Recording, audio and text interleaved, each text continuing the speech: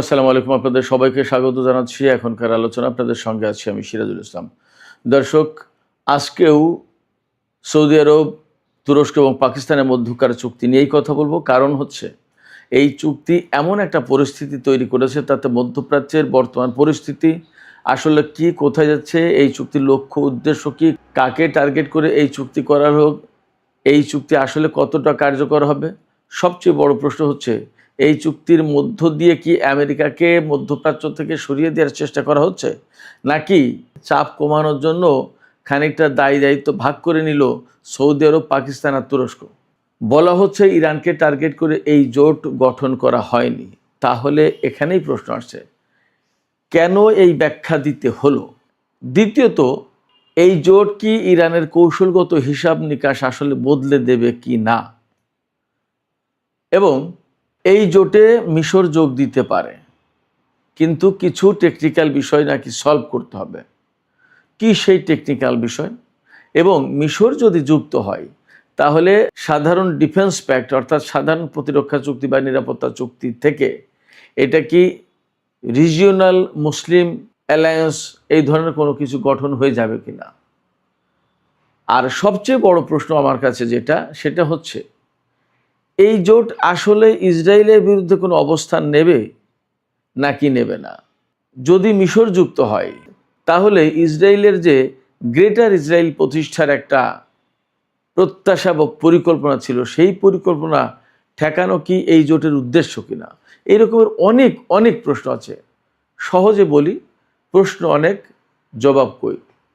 সুপ্রিয় দর্শক, এই বিষয়গুলো নিয়েই এখন আলোচনা করব এবং আজকের আলোচনায় কিছু জবাব খুঁজে পাওয়ার চেষ্টা করব। আশা করি সঙ্গে থাকবেন। কারণ হচ্ছে, এই জোট অ্যাকচুয়ালি শুধু মধ্যপ্রাচ্য না, আন্তর্জাতিক অনেক কিছুতেই নতুন হিসাব নিকাশ তৈরি করছে। কৌশলগত সমীকরণ পাল্টে দেবে কি না, অনেক কিছু এখানে প্রশ্নের জন্ম দিচ্ছে। সেই জায়গা থেকে এই আলোচনাটা যথেষ্ট গুরুত্বপূর্ণ বলে মনে করছি। আপনারা শেষ পর্যন্ত সঙ্গেই থাকুন। আর ভিডিও ভালো লাগলে লাইক, কমেন্ট, শেয়ার করবেন এবং চ্যানেলটি সাবস্ক্রাইব করে সাথেই থাকবেন। দর্শক, চলুন বিস্তারিত আলোচনা করি। প্রথম যে প্রশ্ন দিয়ে শুরু করেছিলাম, যে এই জোট আমেরিকাকে সরিয়ে দিচ্ছে কিনা মধ্যপ্রাচ্য থেকে, নাকি আমেরিকা যে দায়িত্ব পালন করে আসছিল এতদিন, তার কাঁধ থেকে তার বোঝা কিছুটা কমিয়ে দিয়ে সেই বোঝা তুরস্ক, পাকিস্তান এবং সৌদি আরব নেওয়ার চেষ্টা করছে। আসলে কোনটা? এখানে দুই অ্যাঙ্গেল থেকেই বিশ্লেষণ করা যেতে পারে। প্রশ্নের যেহেতু দুটো পার্ট, আমি দুটো অ্যাঙ্গেল থেকেই দুটো পার্ট আমি বিশ্লেষণ করার চেষ্টা করছি। প্রথম কথা হচ্ছে যে, এই জোট কি আমেরিকাকে মধ্যপ্রাচ্য থেকে সরিয়ে দেওয়ার চেষ্টা করছে কিনা, সেটা একটা প্রশ্ন। আমার কাছে মনে হয় যে খানিকটা সেই চেষ্টা করছে। এই কারণে যে, এই যে ইরান, আমেরিকা, ইসরায়েলের যে যুদ্ধটা, সেই যুদ্ধে খুব বেসিক দুটো কাজ হয়েছে। একটা বিষয় হচ্ছে, সৌদি আরব থেকে শুরু করে এই আরব দেশগুলো, যে উপসাগরীয় যে আরব দেশগুলো, তাদের কারোরই অ্যাকচুয়ালি নিরাপত্তা দিতে পারেনি আমেরিকা। শুধু নিরাপত্তা দিতে পারেনি না, এই সমস্ত দেশে আমেরিকার যে ঘাঁটিগুলো ছিল, সেই ঘাঁটিগুলোই রক্ষা করতে পারেনি আমেরিকা। তাহলে সৌদি আরব এখানে পরিষ্কার বুঝেছে যে আমেরিকা নিরাপত্তা দিতে পারছে না। এটা গেলে একটা অংশ। আর একটা অংশ হচ্ছে যে, আরব দেশগুলোর উপরে যখন আরব দেশগুলো বিভিন্ন বিমানবন্দরে বা মার্কিন ঘাঁটিতে যেখানে যেখানে মার্কিন বিমান এই সমস্ত ছিল, সেখানে যখন ইরান একের পর এক ক্ষেপণাস্ত্র এবং ড্রোন হামলা চালিয়েছে, সেইগুলো রক্ষা যতটা করার চেষ্টা করেছে, তার চেয়ে সবার আগে ইসরায়েলের নিরাপত্তা রক্ষাটা আগে করেছে। এবং এই অঞ্চল থেকে কোনো কোনো সময় থার্ড পেট্রিয়ট সরিয়ে নিয়ে ইসরায়েলকে নিরাপত্তা দেওয়ার চেষ্টা করেছে। এবং সৌদি আরব বা আরব দেশগুলোর উপরে যে সমস্ত ক্ষেপণাস্ত্র বা ড্রোন ছুড়েছে ইরান, সেগুলো ঠেকানো চেয়ে ইসরায়েলকে লক্ষ্য করে যে সমস্ত ক্ষেপণাস্ত্র এবং ড্রোন ছুড়েছিল ইরান, সেইগুলোকে ঠেকানোর চেষ্টা করেছে বেশি। এগুলো চোখের সামনেই সৌদি আরব এবং অন্য আরব দেশগুলো দেখেছে। দেখার পরে এই জায়গা থেকে আমেরিকার উপর তাদের আস্থা কমে যাওয়াটা স্বাভাবিক।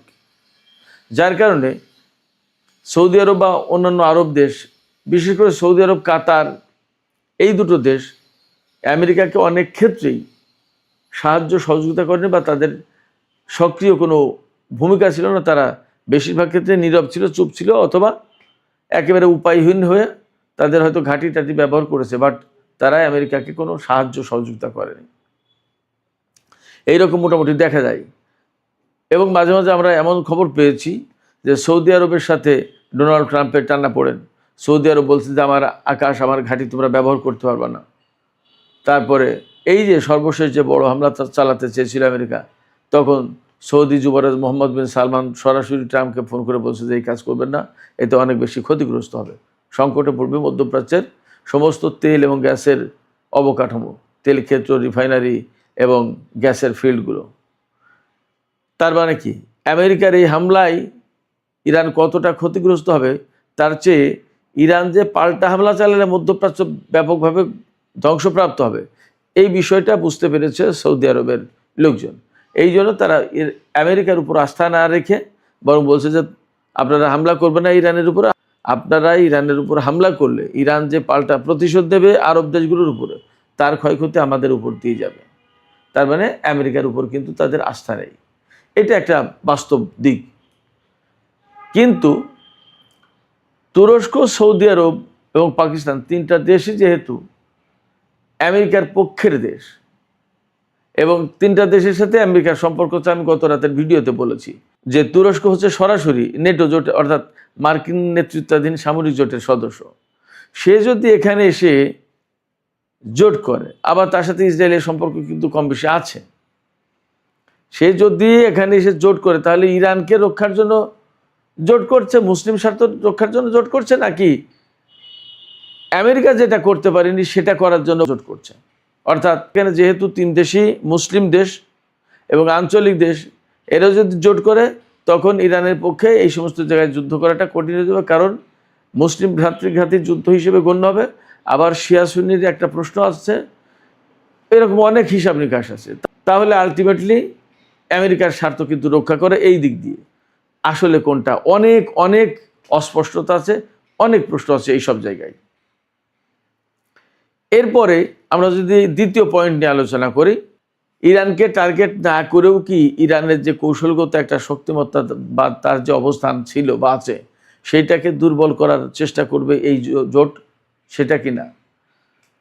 প্রথম প্রশ্ন হচ্ছে যে তুরস্কের পররাষ্ট্রমন্ত্রী হাকান ফিদান তিনি বলেছেন সরাসরি যে আমরা ইরানকে টার্গেট করে এই জোট গঠন করিনি। এই কথার ভেতরেই সবচেয়ে বড় প্রশ্ন রয়েছে যে তাকে এই কথা কেন বলতে হচ্ছে যে ইরানকে টার্গেট করে আমরা করিনি, এই কথা কেন বলতে হলো? তার মানে ভেতরে কি কোনো কিন্তু আছে, কোনো কিছু লুকানো আছে কিনা, সেই প্রশ্ন কিন্তু অনেক বড় প্রশ্ন। অর্থাৎ আপনি যখন ব্যাখ্যা দিচ্ছেন তখন কিন্তু আপনার ব্যাখ্যার প্রয়োজনীয়তা কি, কেন আপনি ব্যাখ্যা দিলেন, সেই প্রশ্নই কিন্তু উঠে আসে যে আপনি কেন বলছেন এটা। আপনার কাছে তো জানতে চাইনি কেউ যে এটা ইরানকে লক্ষ্য করে কিনা, বা ইরান তো বলেননি যে আমাকে লক্ষ্য করে তোমরা এই জোট করলে, তাহলে আপনি কেন বলছেন যে ইরানকে লক্ষ্য করে না? এই প্রশ্ন কিন্তু অনেক বড় প্রশ্ন। তো সেই জায়গা থেকে প্রশ্ন হচ্ছে যে এই জোট ইরানের কৌশলগত হিসাব নিকাশ বদলে দেবে কিনা। ইরানের কৌশলগত হিসাব নিকাশটা কি? ইরানের কৌশলগত হিসাব নিকাশ হচ্ছে হরমুজ প্রণালী কন্ট্রোল করা, তারপর আঞ্চলিক পর্যায়ে ইরান যে একটা বড় শক্তি হিসেবে উঠে দাঁড়ালো এটাকে ঠিকমতো প্রতিষ্ঠা করা, আঞ্চলিক পর্যায়ে যে সমস্ত প্রক্সি ফোর্স আছে বা প্রতিরোধকামী সংগঠনগুলো আছে সেগুলোর সাথে ইরানের সম্পর্ক যথেষ্ট। এখন এই প্রক্সি ফোর্সগুলোকে কিন্তু আমেরিকা এতদিন ধরে ডিসম্যান্টেল করার চেষ্টা করেছে, ধ্বংস করার চেষ্টা করেছে, ইসরায়েল ধ্বংস করার চেষ্টা করেছে, এদের উপরে নিষেধাজ্ঞা আরোপ করেছে, এদেরকে সন্ত্রাসী সংগঠন বলেছে, কিন্তু ইরান এদের সাথে সম্পর্ক মেনটেন করেই চলেছে। এবং এখন তারা কিন্তু আঞ্চলিক পর্যায়ে বেশ ভালো শক্তি, ইসরায়েলের সাথে আমেরিকার সাথে কম বেশি টুকটাক যুদ্ধ করেছে। এই পর্যায়ে এসে ইয়েমেনের সাথে যে যুদ্ধটা সৌদি আরবের বর্তমানে চলছে, এর ভেতরে ইরাকের রেজিস্ট্যান্স ফোর্সের উপরে কিন্তু সৌদি আরব হামলা চালিয়েছে। সৌদি আরব হামলা চালানোর পরে ইরাকের রেজিস্ট্যান্স ফোর্স এবং ইয়েমেন তারা পরিকল্পনা করেছিল যে অ্যাট এ টাইম তারা 2-5টা সৌদি আরবের উপর হামলা চালাবে, কিন্তু কোনো না কোনো কারণে হামলাটা বন্ধ করেছে। হয়তোবা ইরান অনুরোধ করেছে যে এখন না, এই জোট গঠন আমরা তাদের সাথে বোঝাপড়া করি কিভাবে কি করতে চাই, কি বিষয়। কিন্তু ফ্যাক্ট হচ্ছে কি, যে প্রতিরোধকামী সংগঠনগুলোর বিরুদ্ধে এতদিন যুদ্ধ করেছে ইসরায়েল এবং আমেরিকা, সেই প্রতিরোধকামী সংগঠনগুলোর বিরুদ্ধে এখন সরাসরি সৌদি আরব যুদ্ধ করবে বা হামলা চালিয়েছে। তো হামলা চালিয়েছে, এখন যদি তারা পাল্টা হামলা চালায় তাহলে তুরস্ক এবং পাকিস্তান তো তাদের বিরুদ্ধে সৌদি আরবের সাথে মিলে হামলা চালাবে। তাহলে আঞ্চলিক পর্যায়ে ইরান এতদিন যে নার্সিং করলো বা সম্পর্ক বা সাপোর্ট দিয়ে এই সমস্ত সংগঠনগুলোকে বেশ খাড়া করে তোলার জন্য চেষ্টা করলো, সেই চেষ্টায় কি এখন পানি ঢেলে দেবে সৌদি আরব, পাকিস্তান এবং তুরস্ক? এই প্রশ্ন কিন্তু আসছে। যে কাজ করে খুব বেশি সফল হতে পারেনি আমেরিকা এবং ইসরায়েল, সেই কাজ কি এখন আমেরিকা বা ইসরায়েল তুরস্ক, পাকিস্তান এবং সৌদি আরবকে দিয়ে করাচ্ছে কিনা, সেটা কিন্তু একটা বড় প্রশ্ন। এরপরে আরেকটা প্রশ্ন, তুরস্কের পররাষ্ট্রমন্ত্রী হাকান ফিদান বলেছেন যে মিশর এই জোটে যোগ দেবে এবং আমরা তাকে কার্যত বা ন্যাচারালি আমাদের সদস্য বলেই মনে করছি। কিছু সামান্য টেকনিক্যাল ইস্যু আছে, এই ইস্যুসগুলো সলভ হলে আমরা তুরস্ককে নিয়ে নেব এবং তুরস্ক জোটে যোগ দেবে। এখানে বেশ কয়েকটা প্রশ্ন আছে। এখানে হাকান ফিদান সাংবাদিকদের বলেছেন, বা আল জাজিরায়, ডনে, বিভিন্ন জায়গায় রিপোর্ট হয়েছে যে 3টা দেশ এর ফাউন্ডার সদস্য হিসেবে থাকতে চাচ্ছে। সেই 3টা দেশ কে? তুরস্ক, সৌদি আরব এবং পাকিস্তান। এখানে সৌদি আরবের বিপুল অর্থ আছে, তুরস্কের আছে টেকনোলজি, আর পাকিস্তানের আছে বিশাল সামরিক বাহিনী, পরমাণু শক্তি এবং সম্ভবত ভালো ইঞ্জিনিয়ারিং সিস্টেম। তো এই জায়গায় এদের মাতবর হবে কে, সেটা কিন্তু একটা প্রশ্ন। নেতাকে, আমি সে প্রশ্ন তুলেছিলাম যে জোট যে গঠন হচ্ছে তা এদের নেতা হবে কে? আমি একটা কথা আমি আপনাদেরকে বলে রাখি, সৌদি আরব তার নেতৃত্ব সহজে কারোর হাতে ছেড়ে দিতে চাইবে না। আবার এরদোগান কিন্তু যথেষ্ট নেতৃত্বের প্রত্যাশা এবং নেতৃত্ব দিতে চায়, এবং সব জায়গায় কিন্তু তার একটা নেতৃত্ব থাকবে। সব জায়গায় এরদোগান আছেন এরকম একটা ভাব কিন্তু থাকতে হয়। মুসলিম বিশ্বের তিনি নেতা, এরকম একটা ফ্লেভার বহু বছর ধরে তিনি প্রতিষ্ঠার চেষ্টা করে আসছেন। সেক্ষেত্রে এই জায়গায় একটা বড় ব্যাপার আছে যে নেতাকে। এই যে জোট গঠন হলো, তাদের সচিবালয় থাকবে, সেক্রেটারিয়েট থাকবে সৌদি আরবে, এবং কমিটি থাকবে। এই জোট পরিচালনা কমিটি থাকবে। একটা কমিটি হবে পররাষ্ট্রমন্ত্রীদের কমিটি, একটা কমিটি হবে প্রতিরক্ষা মন্ত্রীদের কমিটি, আর একটা কমিটি হবে সামরিক বাহিনীর প্রধান বা সশস্ত্র বাহিনীর প্রধান, তাদের একটা কমিটি। তো এখানে মাতবার হবে কে এবং কার প্রভাব বেশি থাকবে, সেটা কিন্তু একটা গুরুত্বপূর্ণ ব্যাপার। তো সেই জায়গা থেকে এই যে 3 দেশ, এরা নিজেদেরকে আপাতত প্রতিষ্ঠাতা সদস্য হিসেবে নিজেদেরকে প্রতিষ্ঠা করলো। এইবার এই 3 দেশের অনুমোদনে বাকিরা সব সদস্য হিসেবে আসতে পারবে। তো মিশরকেও মেইনলি এই 3 দেশের অনুমোদন ক্রমে এই জোটে যোগ দিতে হবে। একটা কথা আমি আপনাদেরকে বলি, মিশরের সাথে কিন্তু বিশেষ করে এরদোগান সরকারের সম্পর্ক অনেকদিন ধরেই ভালো ছিল না। আবার সৌদি আরবের সাথেও কিন্তু একই অবস্থা ছিল। তারপরেও এখন 2 দেশের সাথে সম্পর্ক করেছে। আমার কাছে মনে হচ্ছে এরদোগান সরকারের সুদূর প্রসারী পরিকল্পনা আছে। নিশ্চয়ই খেয়াল আছে আপনাদের, তুর্কি সাম্রাজ্য, উসমানীয় খেলাফত ভেঙেছে, ব্রিটিশদের সহায়তা করেছিল এই সৌদি আরব। এরদোগান বা তুরস্কের বর্তমান যে নেতৃত্ব, তারা কিন্তু সেই উসমানীয় সাম্রাজ্য ফিরিয়ে আনতে চায়। খেলাফত কত দূর ফেরাবে জানি না, কিন্তু সাম্রাজ্য যে তাদের ছিল সেই সাম্রাজ্য ফেরাতে চায়। এই জোট করে ধীরে ধীরে ধীরে ধীরে সৌদি আরবের উপর প্রভাব বিস্তার করে তুরস্ক কি সেই সাম্রাজ্য ফেরানোর চেষ্টা করবে কিনা, এটা একটা ব্যাপার। জামাল খাশোগিকে হত্যার পরে সৌদি আরবের সাংবাদিক জামাল খাশোগিকে হত্যা করা হয়েছিল তুরস্কের সৌদি কনসুলেটে। সেই ঘটনাকে কেন্দ্র করে প্রায় 2 দেশের মধ্যে যুদ্ধ শুরু হয়ে যায়। সেই সম্পর্কে এখন এত ভালো হয়ে গেল কি করে, কারণটা কি? আবার আমি বলেছি যে সোমালিয়ায় কিন্তু তুরস্কের একটা অবস্থান আছে, ইদানিং পাকিস্তান কাছে। এই জায়গায় মিশরের সাথে যদি সম্পর্ক তুরস্ক ভালো না করে, তাহলে সুয়েজ খাল দিয়ে কিন্তু সোমালিয়ায় আসা কঠিন হয়ে যায়। এই জন্য মিশরের সাথে সম্পর্ক ভালো করেছে, বাট কোনো না কোনোভাবে টেকনিক্যালি মিশরকে আটকে দিল আপাতত, যে কয়েকটা ইস্যু আছে সেইগুলোর সমাধান হলে তুরস্ক এই জোটে যোগ দেবে। তার মানে এই জোটে মিশরকে অনেকটা অ্যাপ্লাই করে আসতে হবে, আর তখন তাতে অনুমোদন দেবে সৌদি আরব, পাকিস্তান এবং তুরস্ক। এই সিসির সাথে কিন্তু এরদোগানের ব্যাপক ঝামেলা ছিল, বিশেষ করে মুরসিকে বা মুরসি সরকারকে উৎখাত করার ব্যাপারে সিসির যে ভূমিকা ছিল সেই ঘটনায়, মুসলিম ব্রাদারহুড ইত্যাদি ইত্যাদি নিয়ে সে এক অনেক লম্বা আলোচনা, লম্বা কাহিনী, তা তো কম বেশি এই ইঙ্গিত থেকে আপনাদের বোঝার কথা। তো অর্থাৎ আঞ্চলিক অনেক জটিলতা টানাপোড়েন থাকার পরেও এই জোট হয়েছে, এবং এই জোট করার পরে অনেকগুলো প্রশ্ন আছে। সেই প্রশ্নের আসলে অ্যাকচুয়াল উত্তর কি সেটা কিন্তু এখনো পরিষ্কার না। এই জায়গায় হাকান ফিদান তুর্কি পররাষ্ট্রমন্ত্রী বেশ কিছু বিষয় পরিষ্কার করেছেন, আমি আপনাদেরকে কিছু কিছু জানাই। তিনি বলেছেন এই জোট নেটো জোটের মতো আর্টিকেল 5-এর মতোই আমাদেরও ঘোষণা আছে, কিন্তু সরাসরি কোনো দেশ আক্রান্ত হলে আমরা যে 3 দেশ শুরু করে দেবো সাথে সাথে যুদ্ধ, নট দ্যাট। এই জায়গায় বলছে একবার যে নেটো জোটের আর্টিকেল 5 অর্থাৎ এক দেশ আক্রান্ত হলে সবাই যুদ্ধ শুরু করবে, এই কথা বলছে। আবার বলছে যে এরকম হলেই কিন্তু আমরা সরাসরি যুদ্ধ শুরু করব না, বেশ কিছু ব্যাপার আছে। ব্যাপারগুলো কি, যে সেই দেশকে সাহায্যের আবেদন জানাতে হবে যে আমি আক্রান্ত হয়েছি, তোমরা হেল্প করো। এবার সে হেল্পের কথা জানাবে, সে কী ধরনের হেল্প চায়, গোয়েন্দা তথ্য দিয়ে, নাকি সামরিক বাহিনী পাঠিয়ে, নাকি লজিস্টিক সাপোর্ট, জাহাজ, যুদ্ধ জাহাজ, অস্ত্রপাতি, বিমান, এগুলো দিয়ে কী, এগুলো জানাতে হবে। তারপরে তার হুমকিটা, তার সংকটটা কি সেটা মূল্যায়ন করে সেইভাবে ব্যবস্থা নেওয়া হবে, এবং চূড়ান্ত পর্যায়ে সামরিক ইউনিট পাঠানোর প্রশ্ন থাকবে। তার মানে নেটো জোটের মতো বলা হচ্ছে যে আর্টিকেল 5 আছে, কিন্তু আবার জানাতে হবে যে আমার কি কি দরকার। সে এক আমলাতান্ত্রিক জটিলতা, এক ধরনের সুদূর প্রসারী ব্যাপার স্যাপার, এবং সরাসরি নেটোর মতো কাজ করতে পারবে না। কোনো দেশ যদি আক্রান্ত হয় তাহলে আক্রমণের মাত্রা এবং পরিস্থিতি, পরিমাণ, এগুলো বিবেচনা করে 3 দেশ আলোচনা করে এবার ঠিক করবে যে কি করা উচিত। হাকান ফিদান আরেকটা বিষয় বলেছেন যে এই জোট তো ইরানের বিরুদ্ধে না, বরং আমরা এই জোটভুক্ত যে দেশ তাদের মধ্যে সামরিক সহায়তার বিষয়টা সবচেয়ে বেশি গুরুত্ব দেব। আর একটা বিষয় বলেছেন সাথে, যে এই জোট ইরান যুদ্ধের অনেক আগেই প্রতিষ্ঠা করার ব্যাপারে আলাপ আলোচনা চলছিল, এখন করা হলো।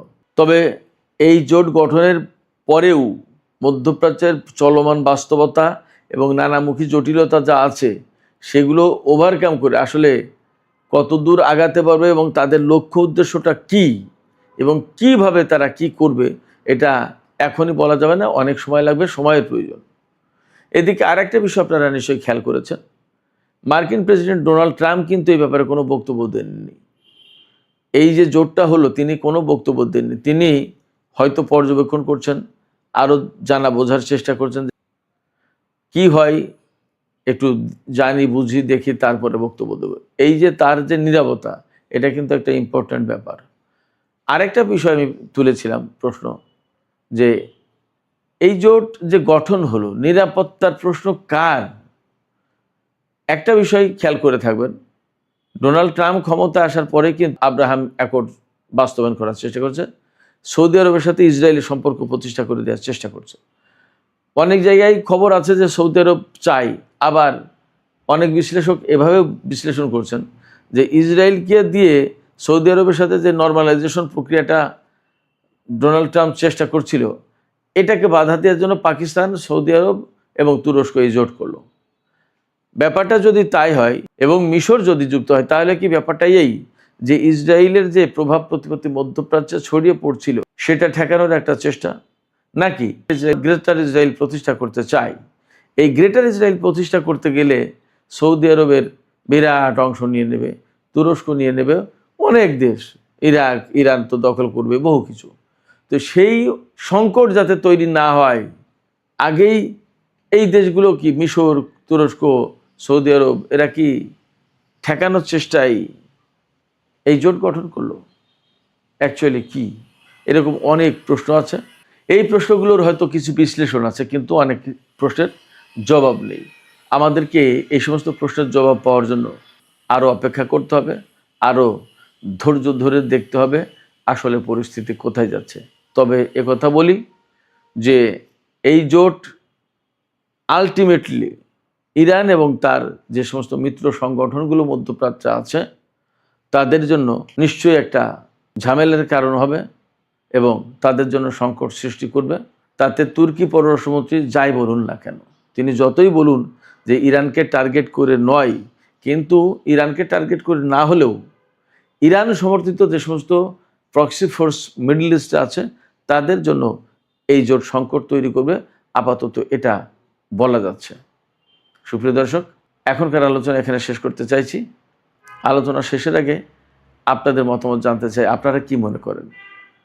তুরস্কের পররাষ্ট্রমন্ত্রী হাকান ফিদান বলছেন যে ইরানকে টার্গেট করে এই জোট নয়, ঠিক আছে, কিন্তু ইরান সমর্থিত যে সমস্ত ফোর্স আছে তাদের সাথে অনিবার্যভাবে সৌদি আরবের সংঘাত হবে বা হওয়ার কথা।